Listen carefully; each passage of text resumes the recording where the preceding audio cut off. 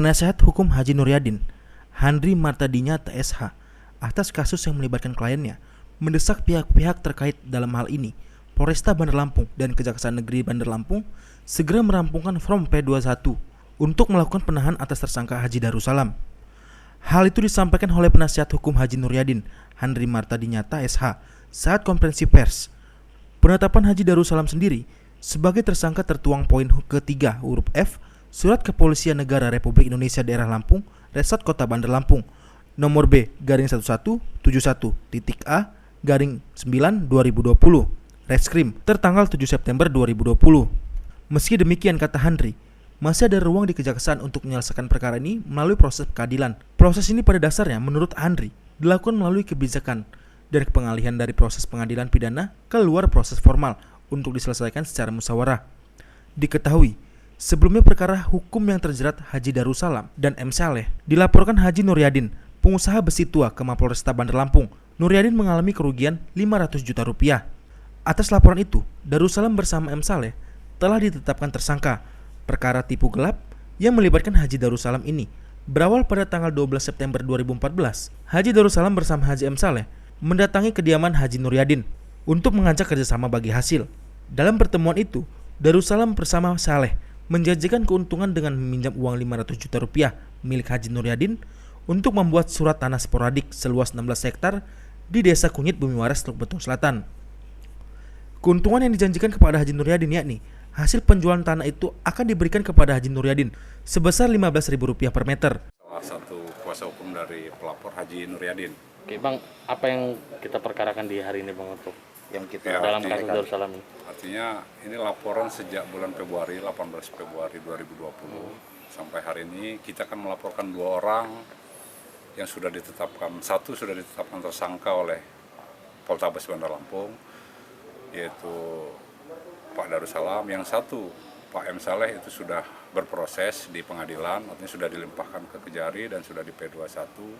Hari ini sudah sampai dengan hari ini sedang menjalin proses persidangan di Pengadilan Negeri Tanjung Karang. Nah, tapi tersangka yang satu lagi dalam hal ini Pak Haji Darussalam sudah 2 kali dari Poltabes mengirimkan berkas untuk segera di P21 kan, tapi sampai hari ini ternyata belum, masih dikembalikan dalam bentuk P19. Artinya Kejari masih meminta Poltabes untuk melengkapi berkas-berkas. Nah, menurut kacamata kami artinya sebetulnya proses yang dilakukan penyidikan di kepolisian sudah terpenuhi. Ini sudah terpenuhi sesuai dengan KUHP, alat bukti yang sudah sangat cukup. Nah, ini kenapa masih dari pihak Kejari masih bolak-balik terkesan tarik ulur. Kita berharap Kejari bisa segera memp21-kan ini. Artinya benar salah yang disampaikan rekan kami tadi itu ada di pengadilan.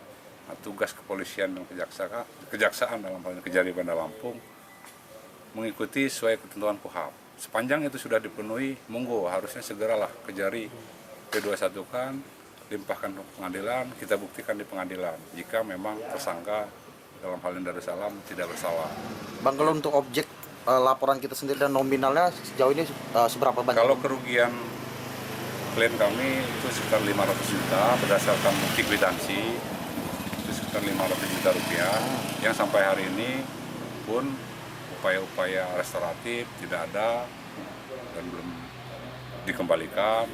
Artinya kita berharap nanti di proses hukum baik di Kejari yang segera melengkapi berkas tersangka Darussalam maupun di pengadilan bisa terbukti jika memang tersangka bersalah.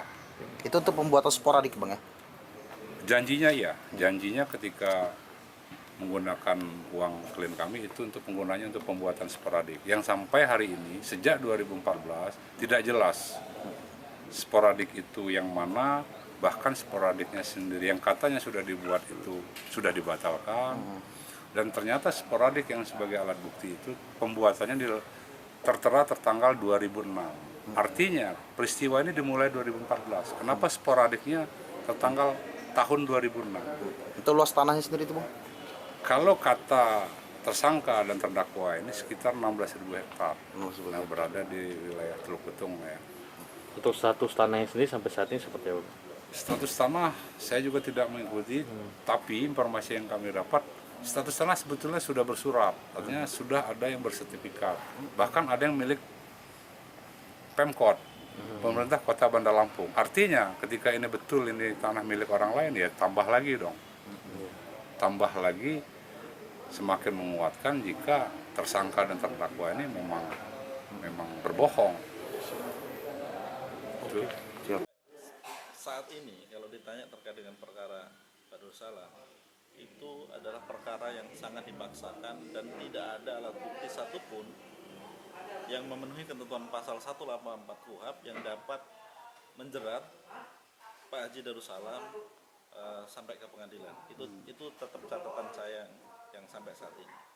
Dan maka dengan itu saya akan bersungguh-sungguh untuk melakukan pembelaan terhadap Haji Darussalam ini, karena saya melihat dari proses awal sampai beliau ditetapkan tersangka ini, itu menurut saya dengan kacamata hukum, dengan kacamata ilmu pengetahuan, itu sangat-sangat tidak berdasar. Itu yang pertama. Yang kedua, kami tetap menghormati segala sesuatu yang sudah diputuskan oleh aparat penegak hukum, dan menghormati proses penyidikan yang sedang berjalan, yang nantinya akan kami cermati, akan kami lihat bagaimana ending dari proses ini. Karena selama proses penyidikan ini kami sudah menghadirkan beberapa saksi fakta dan menghadirkan ahli dan juga alat bukti yang lainnya untuk membantah tuduhan-tuduhan tersebut. Pak Wahyu Sasongko, Pak Edi Nah, Rifai. salah satu ada Prof. Wahyu Sasongko, ada Pak Edi Rifai, kemudian ada saksi-saksi fakta yang lain yang mengetahui terkait dengan kejadian material dari peristiwa tersebut. Mau ditempuh atau mau diambil dari proses manapun untuk membawa Pak Haji Darussalam ke pengadilan itu akan sangat sulit. Kenapa nggak memperadilkan status tersangka Pak Darussalam? Itu sedang kami kaji dengan cermat sambil kita mencermati langkah-langkah yang diambil atau ditempuh oleh pihak penyidik dalam proses penyidikan ini. Karena tentunya kita semua tahu lah, orang hukum tahu penetapan tersangka itu bukan terus orang ini harus ke pengadilan. Penetapan tersangka bukan berarti bahwa yang ditetapkan tersangka itu sudah pasti bersalah, itu kan tidak. Karena dalam proses penyelidikan itu kemarin dalam perkara Pak Darussalam ini, proses pengambilan pembuktiannya tidak equal. Itu tidak ada kesempatan yang sama bagi Pak Darussalam untuk membela atau menghadirkan fakta-fakta yang dapat mementahkan daripada tuduhan itu. Jadi tersangka 1 itu belum tentu tersangka 2 P21. Belum tentu dong, kan peristiwanya beda, perannya berbeda. Ada 2 tersangka dalam satu peristiwa, belum tentu dua-duanya bersalah kan?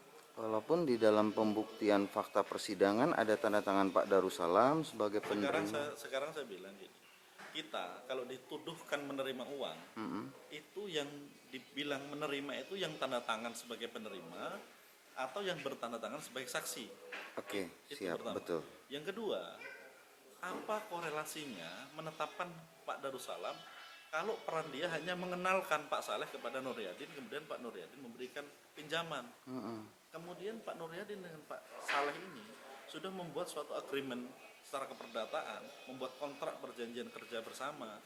Kemudian yang bertanda tangan juga Pak Saleh dan Pak Nur Yadin, Pak Darussalam sebagai saksi. Kalau Pak Darussalam sebagai saksi dipersalahkan, kenapa tidak kepada 2 saksi